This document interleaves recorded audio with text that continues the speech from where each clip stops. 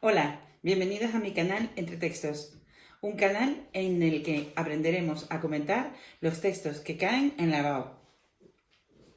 Hoy concretamente no vamos a comentar ningún texto, sino que vamos a trabajar la segunda prueba, es decir, cómo escribir una buena opinión personal.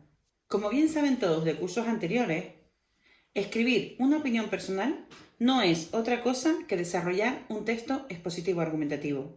Tras haber comentado el texto que hemos visto en la primera pregunta del examen, tanto si es periodístico como si es literario, deberemos defender una opinión personal. En el caso de que el texto que hayamos comentado sea periodístico, la opinión personal, nuestra opinión personal, tratará sobre el mismo tema del que trate el tema del texto que hemos comentado. En el caso de que sea el comentario literario, nos ofrecerán un pequeño enunciado en el que se nos planteará, a raíz del texto literario, un tema de actualidad sobre el que opinar. No hay que olvidar que aquellos que comenten el texto periodístico deben incluir dentro de sus argumentos un argumento literario, puesto que esta parte del currículo no quedaría evaluada si no fuera así.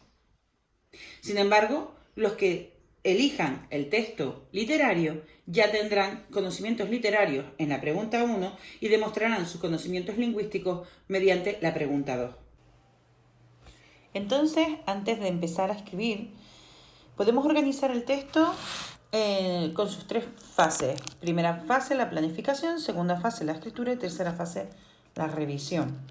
Dentro de la planificación, en primer lugar, deberíamos establecer el tema del que vamos a hablar. Es decir, plantear qué tema vamos a trabajar y desde qué perspectiva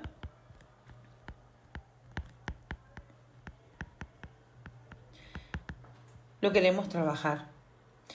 Así que, porque un mismo tema puede ser trabajado desde muchas perspectivas. Yo puedo trabajar la cuarentena desde un punto de vista político, desde un punto de vista sanitario, desde un punto de vista social, según el aspecto desde el que lo quiera tratar. En segundo lugar, tendría que establecer mi tesis, qué es lo que concretamente pienso sobre ese tema. Imagínense que el tema sería fuera la cuarentena y que mi tesis no puede ser, pues la cuarentena me parece bien, pues la cuarentena me parece mal, porque no deja de ser una forma muy general de hablar del tema que luego de cara a los argumentos va a quedar muy pobre, va a tener una pobreza argumental importante. Yo, por ejemplo, puedo opinar sobre la cuarentena, que en la cuarentena impera la política del miedo. Una opinión.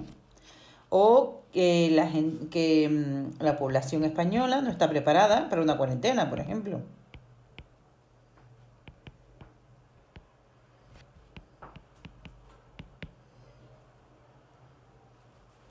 Para el confinamiento, que es muy difícil controlar a los españoles. Bueno, no sé. Mil formas. Posteriormente, y en tercer lugar, llegaría la argumentación. Antes de este paso hay que tener en cuenta que si yo voy a seguir un método deductivo, estos dos irían en la introducción. Estos dos elementos irían en la introducción. En tercer lugar, hay que desarrollar los argumentos. A ser posible, tres argumentos. Tres distintos tipos, perdón. A ser posible, por ejemplo, uno que sea de datos o de autoridad. Otro de ejemplificación. Y un último ya más subjetivo de experiencia personal.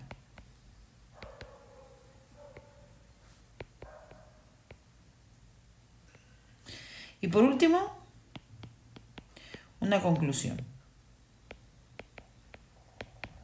donde haya una propuesta. Bien, planificación es vital. Si no tenemos esta planificación, todo lo que escribamos después va a ser un desastre.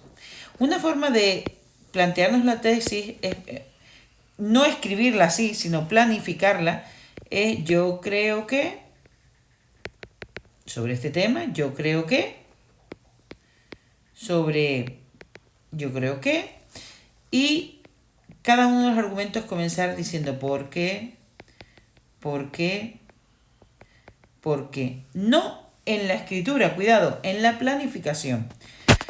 Y luego revisar que cada por qué, si yo leo yo sobre este tema, creo que tal, porque tal, vea que hay una relación entre esto y esto. Porque llega un momento que este último argumento ya no guarda ninguna relación cuando lo leemos, sino que simplemente es o una repetición de la tesis o una repetición de los otros argumentos o peor, una repetición del tema. Confundiendo argumentos con temas. Bien, y la conclusión, por supuesto, por lo tanto, deberíamos utilizar el condicional ayudará a la conclusión. Una vez que superamos la fase de planificación, ya solo queda la fase de escritura teniendo en cuenta que la expresión debe tener un nivel propio de un B2 de español más o menos y que tiene que ser adecuado, evitando muletillas, representación de la expresión oral o modos de expresión propios de redes sociales y no de un examen de lengua de esta magnitud. Y por último, la revisión, donde veremos que efectivamente el texto es coherente, nuestro texto, el texto que hemos escrito es coherente y que hay relación entre las partes.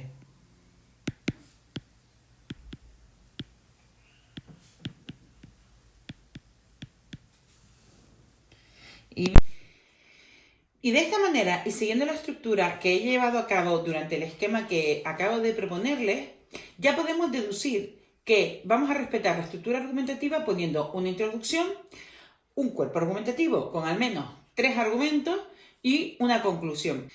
Lo que les tiene que quedar claro es que nunca se les va a evaluar la tesis. Como si tú quieres decir que algo que políticamente no está bien visto o que socialmente no es defendido por la mayoría, no importa. Lo realmente importante es que tu opinión sea realmente personal, porque eso ayudará a la fluidez del texto y por lo tanto tu texto resultará más coherente que si intentas defender ideas que realmente no compartes. En primer lugar, y dentro de las recomendaciones generales, tendremos que plantearnos que debemos demostrar nuestra madurez y nuestro conocimiento del mundo actual a través de esta pregunta. Por lo tanto, nuestros argumentos deben ser lo suficientemente sólidos, veraces y contundentes como para que nuestra tesis quede bien desarrollada, bien defendida. Es importante que estos argumentos partan de un conocimiento del mundo en el que vivimos, a través de las noticias, a través de los medios de comunicación.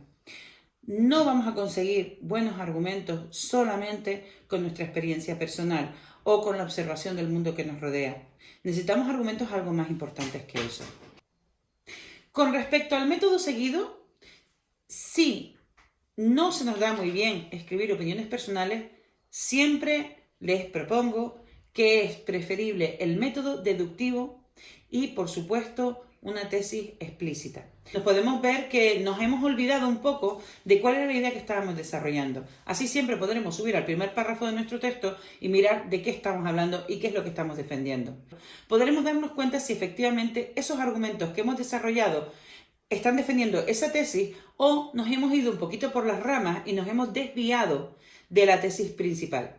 Si nos empeñamos en hacer una tesis implícita, lo que nos puede pasar es que de repente nos encontremos con que el corrector no se ha enterado de cuál es nuestra tesis. Para hacer una tesis implícita hay que saber escribir muy bien, hay que haber practicado muchísimo. Hay que estar acostumbrados a escribir, porque tiene que quedar claro a través de la lectura cuál es la idea que estás defendiendo. Y tiene que ser una idea, no 18 ideas. Con respecto a la tesis, hay un punto que suele fallar con frecuencia, y es confundir tema con tesis. no debemos dedicarnos, en el caso de que hayamos elegido el periodístico, a decir estoy de acuerdo con el autor, no estoy de acuerdo con el autor, sin demostrar y sin defender con argumentos propios por qué estamos de acuerdo o por qué no. E incluso puedo preparar una tesis propia diferente a la del autor. Sería preferible concretar en tesis del tipo de yo creo que la sociedad no está entendiendo la verdadera dimensión de la cuarentena, o yo creo que la sociedad está entendiendo perfectamente la verdadera dimensión de esta cuarentena y la está cumpliendo. Esa idea hay que defenderla mediante argumentos. Debemos tener cuidado con la argumentación. En España somos muy de opinar. Opinamos sobre todo, sepamos o no sepamos nada. Todo el mundo está dispuesto a opinar. Y debemos huir de opiniones que estén más basadas en suposiciones o en lo que la gente dice, por decir de una manera, que en información contundente. Es lo que yo suelo llamar argumentos cutres salchicheros, que son argumentos que realmente no tienen solidez ni con la ciencia, ni con la filosofía, ni con ningún aspecto relacionado con el mundo del conocimiento del saber. Es también lo que yo llamo argumentos de barra de bar. Es decir, esos argumentos que a veces tenemos para defender determinadas situaciones políticas, sociales, culturales de nuestra sociedad, cuando nos estamos tomando unas copas con los amigos. Por último, otro de los errores frecuentes que he leído en casi todas las EBAU suele ser un argumento que se repite. Es decir, el alumno no tiene ningún argumento, sino que dice una y otra vez lo mismo con distintas palabras. Tienen que tener cuidado, los comentarios no se corrigen al peso, por mucho que mucha gente les haya dicho que sí. Los comentarios son leídos detenidamente desde el principio hasta el final y no corregimos las opiniones personales contando líneas, sino leyéndolas. Es importante, muy importante, que la conclusión sea un buen punto final, un buen broche de oro para una buena opinión personal. No es necesario terminar, como algunos dicen, con una cita o con un refrán, sobre todo si está mal traído. Recuerdo hace muchos años que un grupo de alumnos míos siempre terminaban todos los comentarios, todas las opiniones personales, terminaban diciendo, y ya se sabe que cuando el río suena, agua lleva. Daba igual el tema del que hablaran. Podían decir en la conclusión cosas como, y por lo tanto deberíamos luchar por una sanidad pública, porque ya se sabe que cuando el río suena, agua lleva. No tiene ningún sentido. Y no es poner por poner, es preferible ser lo más naturales posible, ser lo más auténticos posible, porque entonces lo que vamos a decir tiene más sentido que si nos dedicamos a estructurarnos el texto según nos han dicho y coger un refrán en este caso y terminarlo siempre con un refrán. Sí o sí, pase lo que pase y vaya de lo que vaya el tema, yo termino con un refrán. Es mejor no encorsetarse, es mejor ser natural, ser auténtico. Y entonces ese broche final saldrá de forma natural. De esta manera nos podría quedar una buena opinión personal de unas 20 líneas, 20-30 líneas, dividida en 5 párrafos. Un párrafo para la introducción, 3 párrafos, uno para cada tipo de argumento, para cada argumento que vaya a utilizar, que pueden ser de distintos tipos, como he dicho, y otro párrafo para la conclusión. Es muy importante la división en párrafos, porque nos ayuda a estructurar bien las ideas. Y luego, para la revisión, también es conveniente. No se olviden de utilizar los conectores apropiados. Con respecto a la expresión y con respecto a la adecuación, ya hablaremos en otro momento. Suerte, aquí estamos.